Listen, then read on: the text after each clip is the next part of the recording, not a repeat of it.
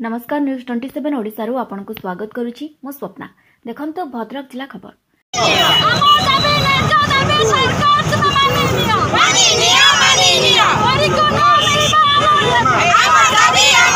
BJP महिला मोर्चा पक्षरु कृषि मंत्री कुशपुतलिका दाह। भद्रक बीजेपी महिला मोर्चा तरफ आज भद्रक रे मंत्री को बहिष्कार और गिरफ्त दाबी रे विक्षोभ और कुशपुतलिका दाह करा जायछि। बहु चर्चित नयागढ़ परिमृत्यु प्रसंग में गतकाली गृह राष्ट्र मंत्री दिव्यशंकर मिश्र एही मामलार क्राइमब्रांच तदंत हेबो बोली कहिथिले मध्य एथिरे विरोधी माने चुप होई नथिले।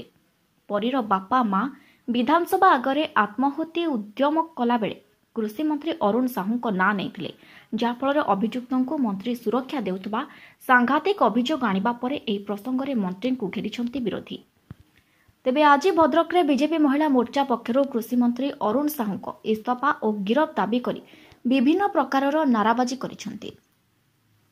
बीजेपी जिला कार्यालय ठारू एक शोभायात्रा रे बाहरी बंत छकठारे महिला मोर्चा पक्षरु परी हत्याकांड संपृक्त थिबा मंत्री अरुण साहू और मुख्य अभियुक्तों को तुरंत गिरफ्त करबा दाबी रे विक्षोभ प्रदर्शन करथिले।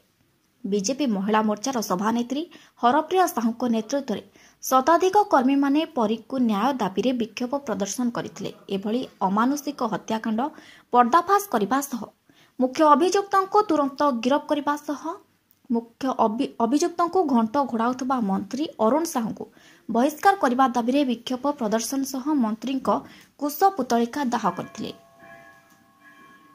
Bhadrak bureau chief Dilip Khuntia report news 27 Odisha.